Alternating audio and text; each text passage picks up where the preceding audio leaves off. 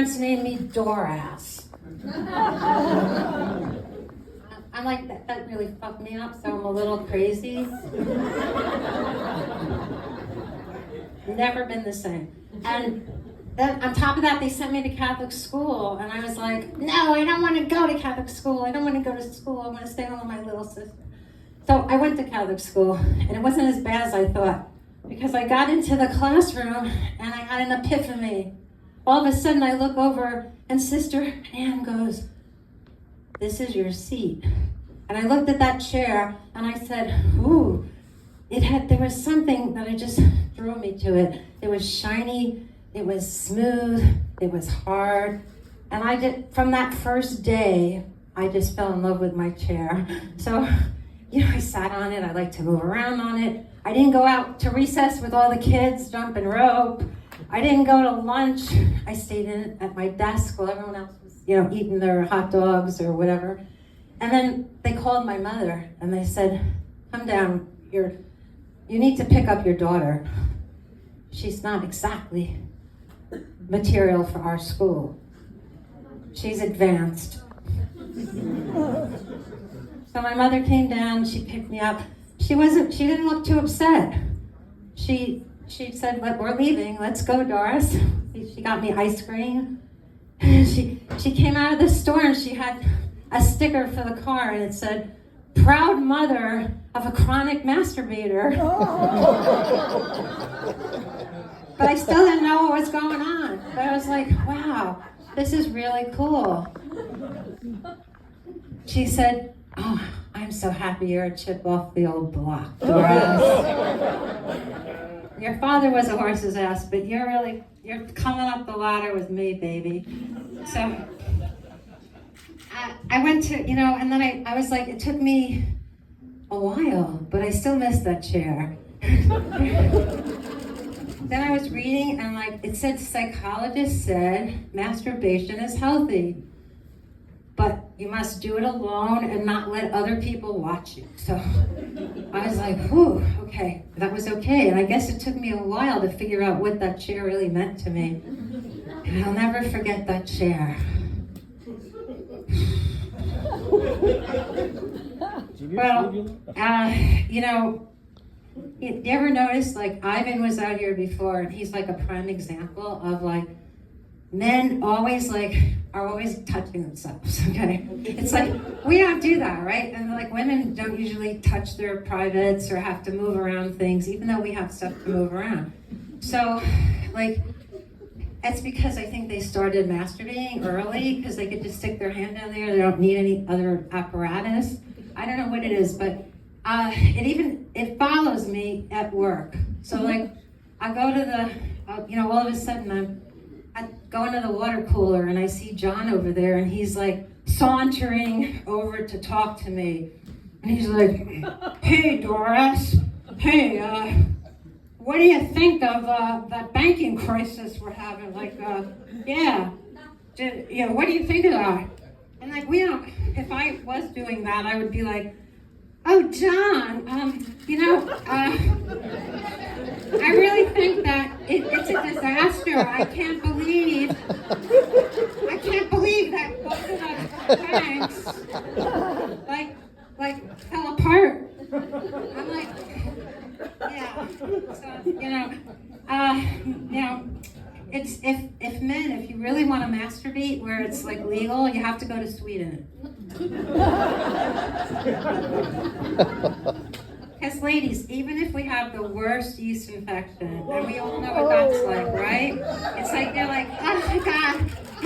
And then you're like, Mr. Miller, Mr. Miller, can I go to the drugstore at lunchtime? Because I had a yeast infection and I really have to pick up some cream. I'm sure your daughter or your wife has had one before. You just don't get away with that stuff, right? And on that note, at the drugstore, I just always like to throw this in, ladies. There's, I send my husband to get some Summer's Eve sometimes. He's now my ex-husband. Because he can't find anything in the house. He couldn't find the Summer's Eve because he came home with odor eaters. It's not funny. You know? I mean, it's just not fair because they just get away with murder. And I just came back from a trip with my friends. We were in Houston.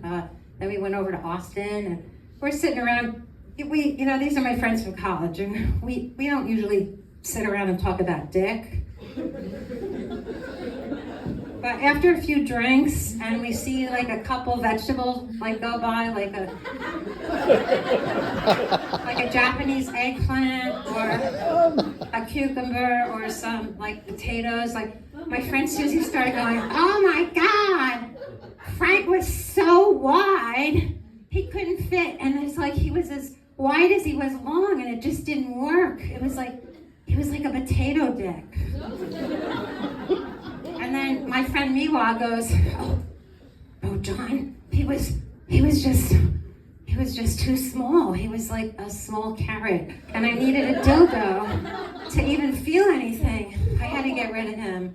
And then my other friend Anne, she said, "Oh my God, Tom was like a prehistoric animal. He had this hooded thing on it. It was like so gross."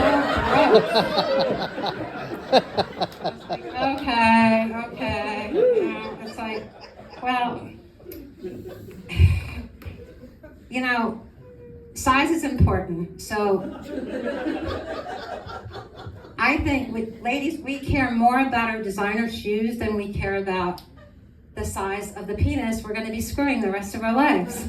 So picture this. There's a store called The Perfect Size Penis. You walk in, there's a wall with holes and penises, all colors, all shapes. And you're leaning back, some are waxed, some are unwaxed, and you lean back on the bench and you go, "Okay, excuse me, sir, can you bring me number 6, 5, and 8? I'd like to try them on."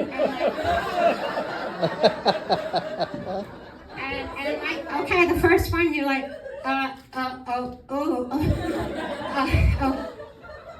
it's a little big. I don't think I can get it in.